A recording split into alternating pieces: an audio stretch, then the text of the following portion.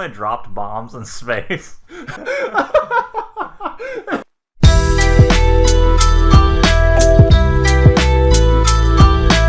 got two lightsabers. I was 6 years old, and I was sitting there like, Jesus.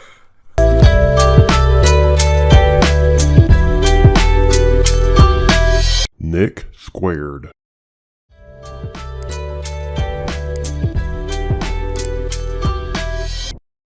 It happened, and I'll never forget.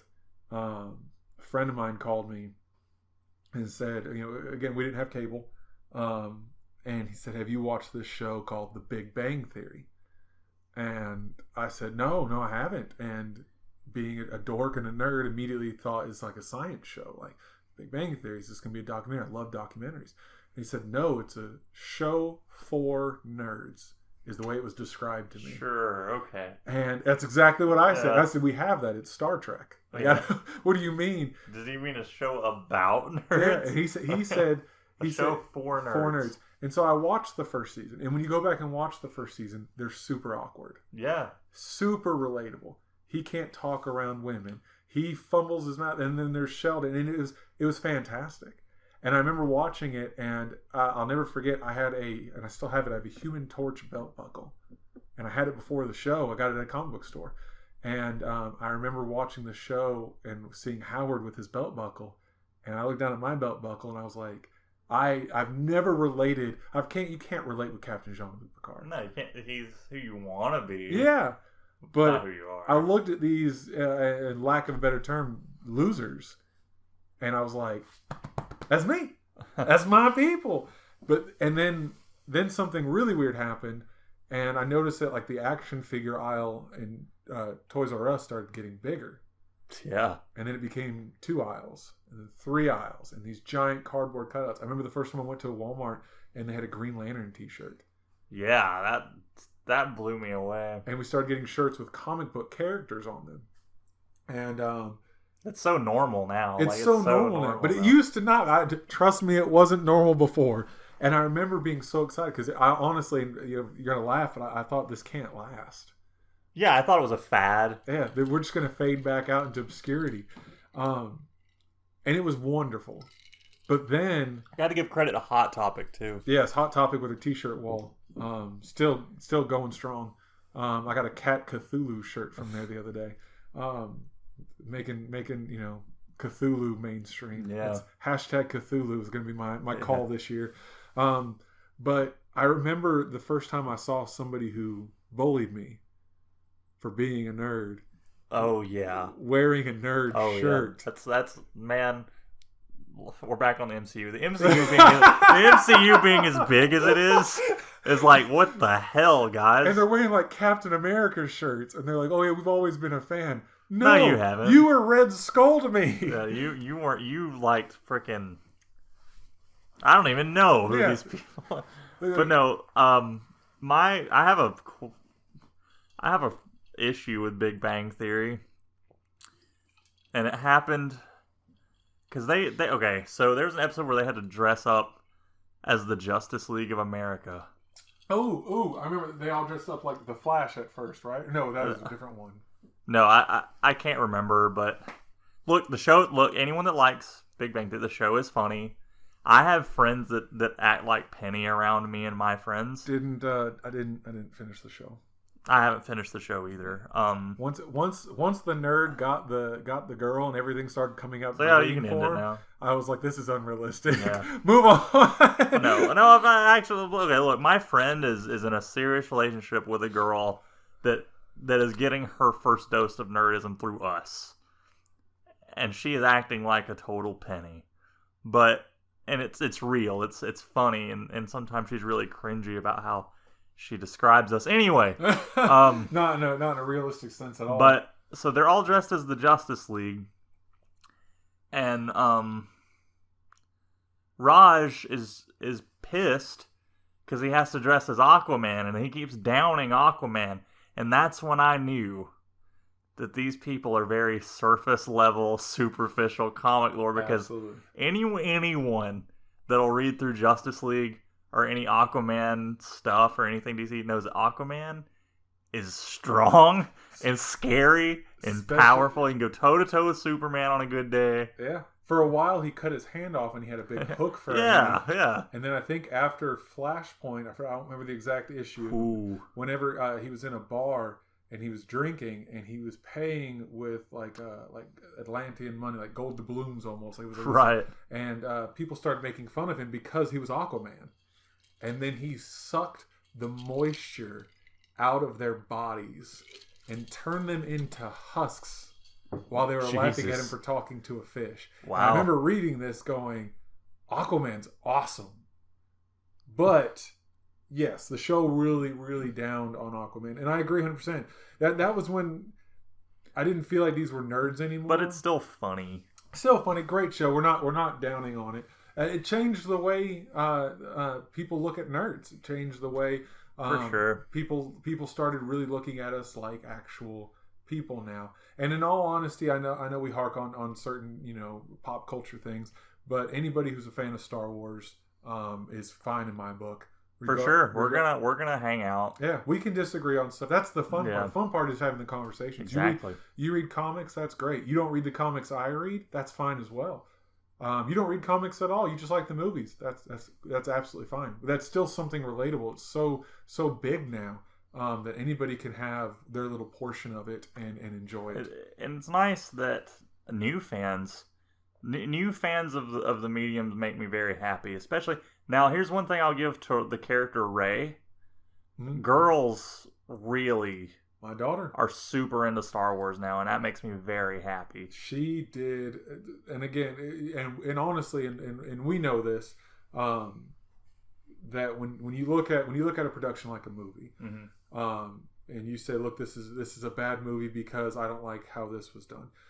You can really unpack that a lot more, and you can see where, for instance, Star Wars, Finn, potential. The potential. So much potential. I think he should have been the Jedi.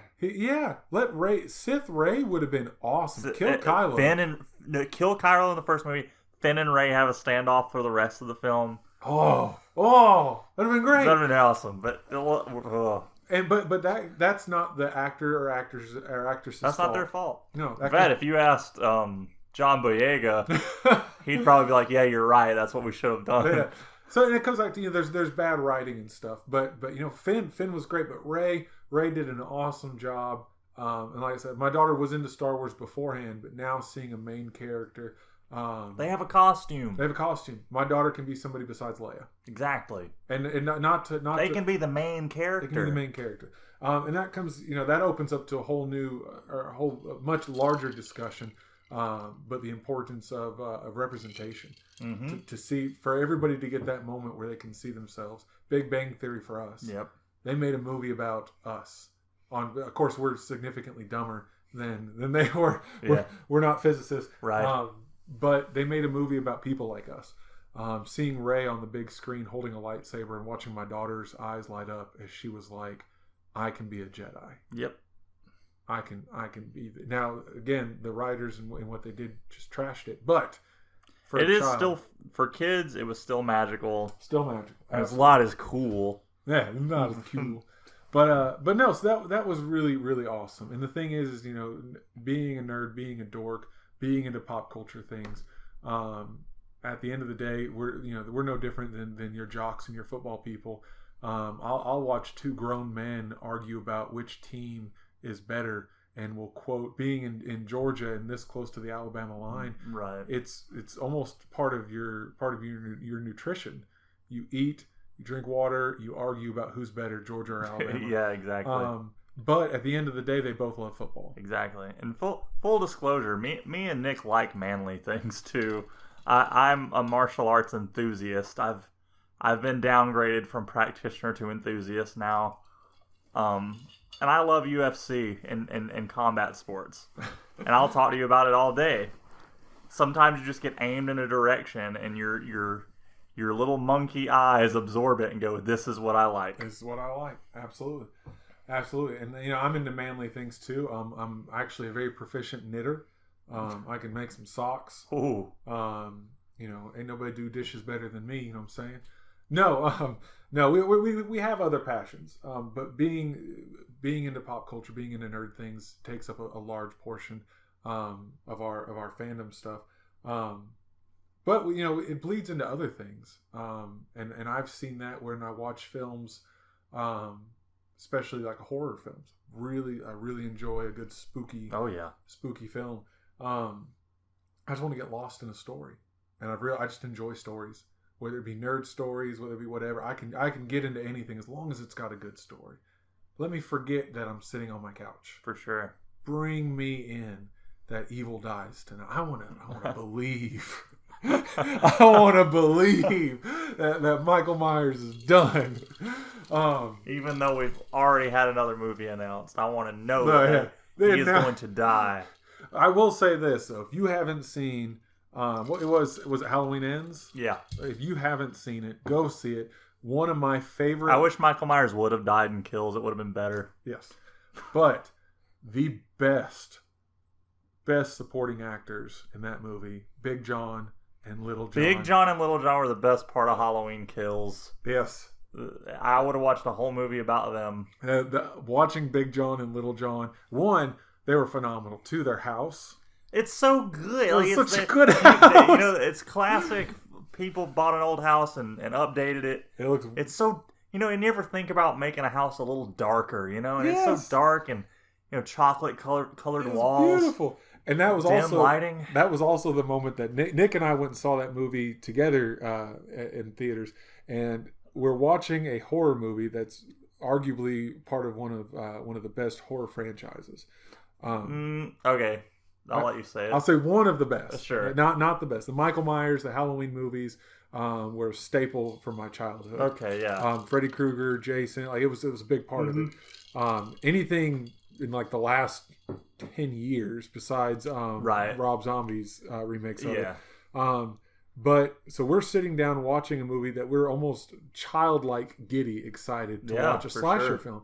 And in the middle of this film, packed out movie theater, I'll never forget, we see Big John and Little John's house, and we just stop and look at each other, and we go, what a beautiful house. What a nice... Man, they did a really nice job on the Myers home. And I realized, I was like, we are old. Yeah, we were there, man, those look nice on our house. Yeah, my house would look great if it was a little darker. Look at those drapes. Where did they get those drapes from? It all just fits together. We were sitting there in the theater, front row. Yeah, just admiring as they're slashing and killing people. Yeah. We're like, wow, look at that couch. That is a comfy couch. That must have been thousands of dollars. Yes, that was the second thing. That's also proof that we're in a recession, is because afterwards we're like, we could never afford that. Yep. Oh, my goodness. My goodness gracious. So, let's see. What did we talk? We talked about a little bit of everything. Going through the list. Cabinet of Curiosity. Mother of God. Cabinet of Curiosity. Came out of nowhere. Had no idea it was coming I didn't hear anything about it, and then it popped up on my watch list, and wasn't disappointed. I haven't watched it all, but everything I have watched has just been phenomenal. Twilight Zone meets Alfred Hitchcock meets even better stories. Yeah. A lot of H.P. Lovecraft. And you said you have not watched Autopsy. Not yet. Autopsy is my all-time favorite. I've heard it's great. Everyone that's told me about it said that's the one to watch. We're saving it for last. Is what me and my wife have talked about. Phenomenal. And it's, again, one of those stories that proves you don't need crazy CG. Right. You don't need crazy sets. It takes 90% of the episode takes place in like a kitchen setup. Whoa. Where they're doing autopsies for like a small poor town that doesn't have a morgue. Right. Kind of setup. Most of the episode just takes place in there, and it's just a lot of talking. But it's proof that good storytelling can get you so far. Phenomenal. And it was, honestly, we started watching it for Halloween, and it was very well welcomed here. We had no idea it was coming out. Had no idea what it was about. Didn't literally just popped on the radar. So we recommend you might like this, and we gave it a try. And I felt bad that I didn't know more about it, and I didn't see it coming. I loved every bit of it that I've seen so far. The lotion episode. That was so weird. It was good. And that day, Errol had been really mean to me. And then when she got really upset and was all apologetic after she Never mind, I won't spoil it. But if you watch it, you'll see, and if you have seen it, you know what I'm talking about. That's one thing we're gonna have to do. We're gonna have to get our wives on here one day, and get an inside perspective of what it is to live with us. Our wives aren't that much different than us. We just have more zeal than they do. Well, that's true. The other night, so both Nick and I are currently taking a little temporary break from our jobs. We got some time off due to some personal things. My wife decided to have a baby. I'm just kidding. We decided to have a baby, so we are enjoying that. He was born right here at the beginning of November, so we're still enjoying the newborn stage. But coming with newborn stage means no sleepy sleep at night. You kind of just grab sleep just here and there wherever you can. For sure.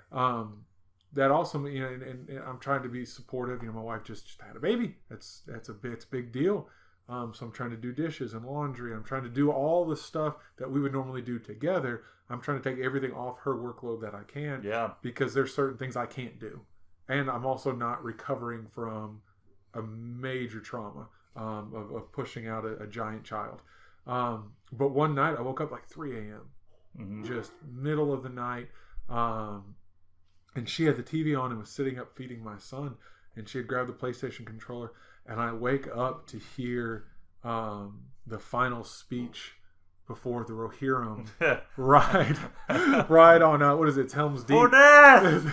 And I'm watching it, and as I lift my head up off the pillow, I hear blah, blah, blah, blah, blah. And I'm up and I'm watching the horses ride. Yeah. And I'm sitting there and tears are filling my eyes a few minutes later. As Aragorn's, there will become a time when the strength of men will fail, but not today.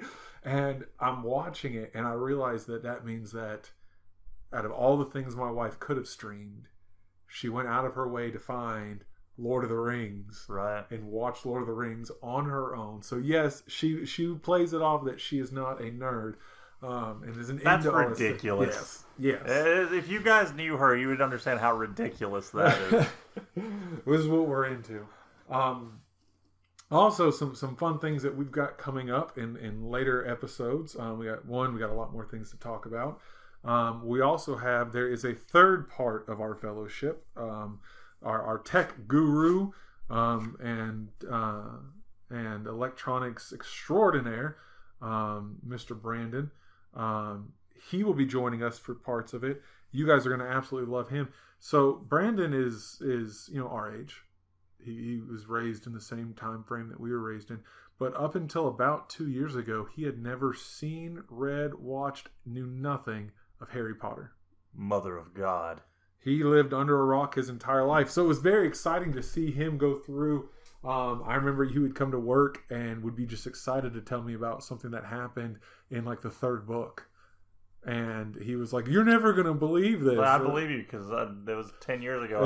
It was 10 years ago when I saw it and read it and experienced all this. So we're going to have him come be a part of it. Got a lot of more topics that we're going to be talking about. A lot of exciting things coming out. You've got the new Avatar movie coming out December 16th that we never knew we wanted. Never. I didn't think it. Now, but before he finishes this, I'm gonna rub this in his face if he says something negative about the movie, and then he watches it and comes back on here and dotes all over it. It's the greatest movie he's ever seen of all time. But go ahead. No, never mind. It's okay. So, you remember watching Avatar? Yeah. Was it 2.5 hours? Yeah. Blue people. But did you watch it in 3D or did you watch it? No, I was a child. I had no interest in seeing it in theaters. I saw it at home. I wasn't paying it. I've seen the movie since. I've watched the movie. Of course. But when my first impressions are a lot, and I was like, this has been a long time. Did you start the movie over? What's going on? And I was like, but no, it's a good movie. So we went and saw it in theaters. Knew very little. Now about listen, I bet that was great. It was. So we went and saw. Again, I thought it was just a science fiction. Right. Aliens fighting. So I thought it was going to be that. Didn't know it was going to be dances with wolves. A guy going native. Yeah. Which phenomenal story. Great. Great beginning, middle, end. phenomenal. CG spectacular. I mean, Yeah, I thought it was more practical effects than it was. And then we turn around and like they say it took them like 6 years to film or something like that to get the CG right. And in my mind, I'm going like, I want to know who brought this idea to the production team and said it's going to be, you know, millions of dollars for us to make this movie, and it's going to take me 6 years to make it before you'll ever see a return, and nobody's asking for this movie. That guy or girl convinced. I mean, it's James Cameron. True. The guy's made the best movies for like 30 years. True, but 6 years, millions of dollars. And you don't know if people are going to go watch it in theaters. You don't. But then to turn around, and it's been years since that movie came out. Yeah. And now we have a sequel with a third one coming out next year. I didn't know we needed one. I didn't think it was going to happen. I thought they were lying. Like I said, I really thought that it was like Half-Life 3. I didn't. I thought, speaking of video games, I think twist. I think God of War has opened up a new era of good video games coming out. Because the pandemic put a damper on video games. Pandemic put a damper on video games. So my video game experience has evolved over the years. I was a diehard 1996, 1997 Pokemon Blue fan. I had a purple, clear Game Boy Color, got Pokemon Blue. My sister got Pokemon Red.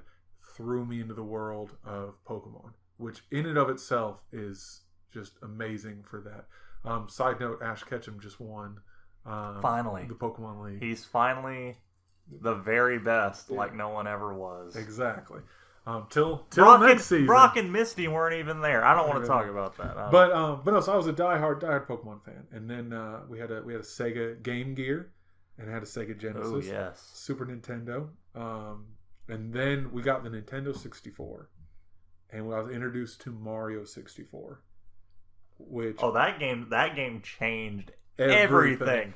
But as time went on, my friends, we played, Baldur's Gate, Eye of the Beholder. We played Fable, Final Fantasy. We played these big RPG, World of Warcraft, stuff like that. But the core group of my friends kind of grew out of that and grew into first-person shooters. And at the time, what bridged that gap for us was Halo. Halo 2. Now that's a good game right there, fella. That's a game. So you got bang bang shoot 'em up. Yeah.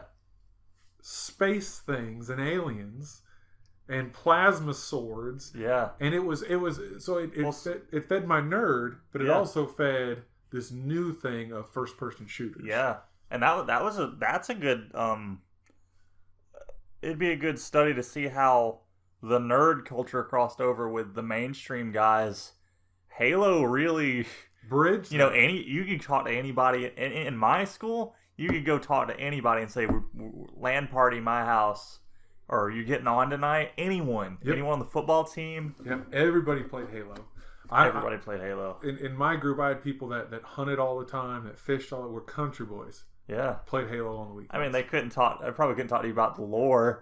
I could talk to you about the lore, but we were still sitting there on multiplayer. Yeah. Halo 3 multiplayer. I've never had that much fun on a multiplayer game since. Absolutely not. It was fantastic. But coming out of Halo, after 3, I think we played Reach, ODST. Yeah. We played some of those and enjoyed them. Especially once we got to ODST, you're essentially playing a Marine, right? You're a Marine. You're playing like SWAT stuff. And you could tell. And then as we did that, we began to transition. PlayStation had free online play. So it was cheaper to go PlayStation versus Xbox. PlayStation had more memory because back then you had the Xbox, was it 360 with the arcade edition? Yes. That here's a system, there's no memory. Right. The joke's on you. You got to buy extra stuff. So then my friends started playing Call of Duty. Call of Duty is World of War. And that was it. And I went full. I played. I enjoyed playing. Like we're talking now. I enjoyed playing with my friends. I enjoyed listening, putting my headphones on. The crew's getting on tonight. I felt tribal. I'm part of a group. I saw a post. I think it was on Twitter or Reddit. Someone said that men invented online gaming so they could talk all night with their friends on the phone. I believe it. It's weird. If Nick and I are having a phone conversation, it could be over and, hey, what do you need? I need this. Blah, blah. Okay, we're going to we're done. Or we're sitting there in bed kicking our feet. What you doing? Do you think that before the rule of two, when it came to the set, and it would just have the weirdest conversations. Right before we started recording today, we were discussing out of random what it would be like to have one toe on your foot. It was just your foot would end at a giant singular toe with one giant 4-inch toenail. It's just random conversations that grown men with families are having in the middle of the day on a Tuesday. But no, so my video games shifted. I played Ocarina of Time, played Majora's Mask, and then Final Fantasy X. That was a good one. Consumed. Really different than the rest of the series. Absolutely. As a sphere grid, loved the setup. Oh, yeah. Felt like I could build my team. I wasn't just grinding gear. I was grinding you could things. Play. But no, so... And then I kind of fell off last couple of years. I felt like the last couple of Call of Duties were just remakes. Mm-hmm. And I noticed that there wasn't a lot of actual remakes. Right. Where it was, new, better graphics. Just HD versions of the game. Absolutely. And I was a fan of the original God of War. I played it on PSP. I played it. Oh, yeah. I loved it. New God of War is something else. Yeah, and then I heard that we're going Norse, and I was like, I mean, I don't even care how. That's how good the game is. I started watching cutscenes, and I realized I don't care. Yeah, it's fantastic. It's amazing. It's a movie you get to play. Yeah. Which we're gonna wrap it all the way back around to the MCU is further reason, like we're conspiracy theorists. Love and Thunder. Love and Thunder. A Viking movie. After watching God of War Ragnarok, after watching Vikings. It's something else. It's a different thing. It's for children. It's for children. I thought it was funny and fun, but wouldn't it be real cool if Thor just got real serious on gore and they were just fighting to the death? One, small planet. Yeah. Cool concept. Yeah. 2, black and white filming. But imagine. And they used the thing that they first started out using on the Mandalorian. What do they call it? Where the set, wraps around them, and yes, they used that, and it was. But imagine so pretty. Imagine a Thor movie, where one, he's not an absolute blubbering idiot, right? He's actually a tactician, like someone that's been alive for 1,500 years and fought in thousands of wars. Yeah, but let's just imagine, if you will. But imagine, instead of classic rock, you've got some heavy like Viking metal chanting. While it rains. Yeah. And there's blood and mud smeared on their faces, no smiling. And you just watch him just go at it. Instead of him just being an idiot throughout 2/3 of the movie. But no. Well, the good news is Thor as a character can't be copyrighted, so someone can make that movie. Absolutely. Give him red hair and a little, make him a little different from Marvel Thor, and you can make yourself a nice, bloody, disgusting, manly, muddy. Wait, sorry, what am I talking about? Wrong podcast. Sorry, I was getting a little. Which going into our next episode. Something I want to talk about, and I want to kind of give you a chance to mull it over a little bit. Me being a writer, I had to learn a lot about like copyrights and owning intellectual properties, and how to defend yourself on it. One of the really exciting ones is we now have a horror Winnie the Pooh. Oh yeah, coming out. Blood and Honey. Blood and Honey, and that's one thing I want to talk about is how much freedom there is to do stuff like this. Right. That you can go in. Because one, if you look at some of these things, for instance, Harry Potter, you have whole generations that were born and raised on this. Yeah. And they think that Harry Potter brought on wand magic. What? Before Harry Potter, what did you have? Why are they talking about in mainstream? In mainstream. Like, their first experience with wand magic, Harry Potter, and there's not much before that. broomsticks. There's Merlin in the Disney film. Sword in the Stone had one magic, and that's all I can think of, honestly. And you have like fairy godmother kind of things, but it's almost in the way they drew them and the way they wrote them, it's almost like an orchestra. Yeah, it wasn't like you point and shoot. No, it's not a wizard gun. Like you wave it in the air, and then something happens over here. Not sparkly. Bam. Yep. Yeah. So you have a lot of people that and again, being when you get around other writers and somebody says, "Well, I'm doing a book about a magic school where people learn," they go, "That's Harry Potter." Exactly. It always will be Harry Potter. Always will be Harry Potter because, and it's not they don't own the intellectual rights to magic, but it's become so mainstream that they think they do. Yeah. But then it happened, and I'll never forget. A friend of mine called me and said, again, we didn't have cable.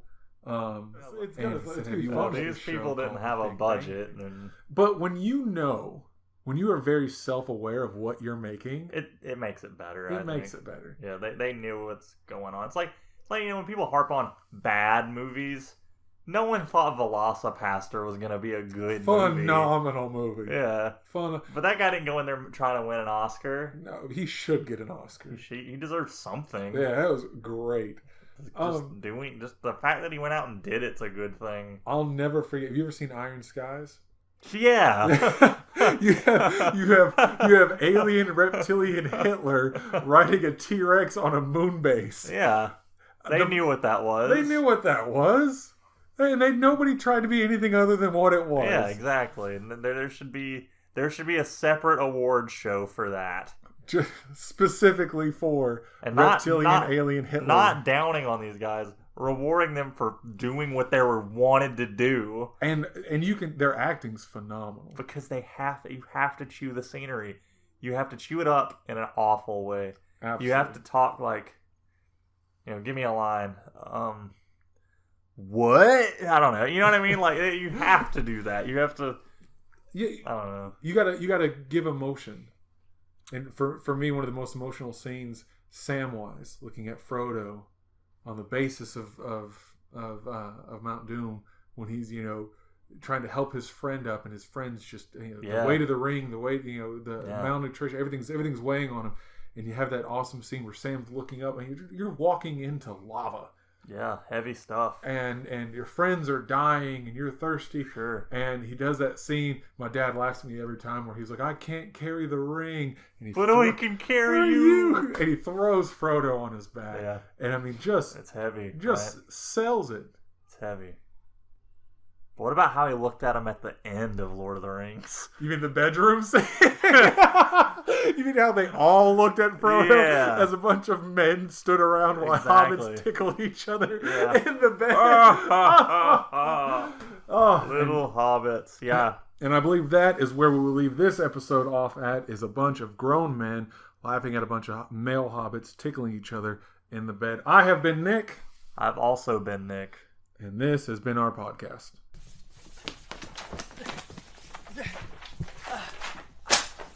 I just can't keep a hold of these books.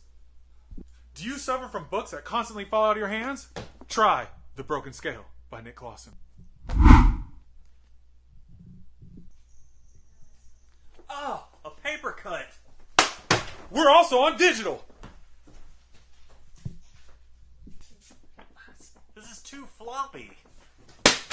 Also in hardback. Broken Scale. Amazon, Amazon.com.